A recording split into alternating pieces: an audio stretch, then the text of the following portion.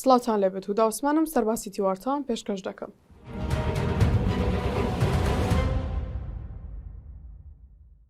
ئەمڕۆ لە سلێمانی کۆنگرەی بزوتنەوە ئیسلامی ئەنجام دراو لە کۆنگرەکەدا بە زۆرینەی دەنگ پەیڕە و حیزبەکە قبول کرا و دواتر عیرفان عەلی عەبدولعەزیز بەڕابەری بزوتنەوە ئیسلامی هەڵبژێردرایەوە، بەڵام باڵی دووەمی کە پێک هاتبوو لە کامیلی حاجی عەلی بایکۆتی کۆنگرەیان کرد و دواتر لە کۆنفرانسێکی ڕۆژنامەوانیدا جیابوونەوەی خۆیان لە بزوتنەوە و باڵی عیرفان عەلی عەبدولعەزیز ڕاگەیاند و حیزبێکی نوێیان بە ناوی بزوتنەوەی پەیوەندی ئیسلامی ئاشکرا کرد.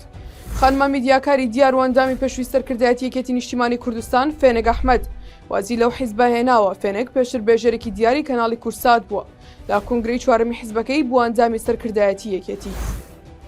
وەزارەتی پەروەردەی حکوومەتی هەرێم داوای گاڕاستەی مامۆستایی ناڕازی دەکات و دەڵێت داواکارین کارچی زووترە دەست بە پرۆسەی پەروەردە و فێربوون لەو ناوچانە بکرێتەوە کە بایکۆتیان تێدا ئەنجام داوە، چونکە دەرەنجامەکانی بایکۆت لە ساڵانی ڕابردوو زیانی هەبوو و هیچ بوارێکمان نییە گۆڕانکاری لە ساڵنامەی خوێندن بکرێت.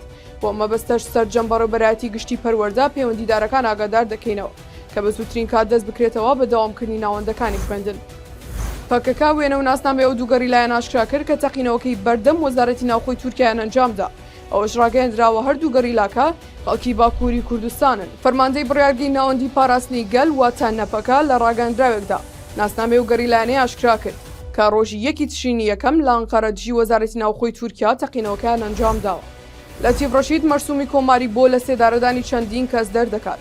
هەروەها لەتیف ڕەشید سەرۆک کۆماری عێراق مەرسومی کۆماری بۆ لە سێدارەدانی 70 کەس دەرکردووە و هەفتەی داهاتووش مەرسوم بۆ لە سێدارەدانی 100 کەسی تر دەردەکات. مەسعود حەیدەر بریکاری وەزیری دارایی عێراق دەڵێت حکوومەتی عێراق ناتوانێت ڕاستەوخۆ موچە بۆ فەرمانبەرانی هەرێم خەرج بکات. ئەمەشەی بەوەشداوە بەپێی دەستوری عێراق حکوومەتی عێراق ناتوانێت ڕاستەوخۆ موچە یان هەر خەرجێکی تر بۆ هەرێم خەرج بکات. هەموو مامەڵەیەکی نێوان هەرێم و بەغداد دەبێت لە ڕێگەی دام و دەستگا فەرمیەکانی هەردوو لاوە بێت کە حکوومەتی هەرێم و حکوومەتی فیدراڵیە. دۆشاوی تەماتە و هەنگوینی خۆماڵی هەناردەی دەرەوە دەکرێن. بەرهەمی جوتیارانی کوردستان لە دەرەوە دەفرۆشرێن و وەزارەتی بازرگانی حکوومەتی هەرێمی کوردستانیش دەڵێت بەرنامەیان هەیە دۆشاوی تەماتە و هەنگوینی خۆماڵی هەناردەی دەرەوە بکەن. هەوڵێک بۆ سەرهەڵدانەوەی حیزبی بەعز لە عێراق شکستیەنا. ئەمڕۆ ئاسایشی نیشتیمانی عێراق لە پارێزگاکانی کەرکووک، بەغداد، ئەنبار، نەینەوا، کەربەلا 24 کەسیان دەستگیر کردووە کە بانگەشیان بۆ حیزبی باسی ڕووخاو کردبوو. سەرباسی تیوارم پێشکەشکردن کاتێکی شات.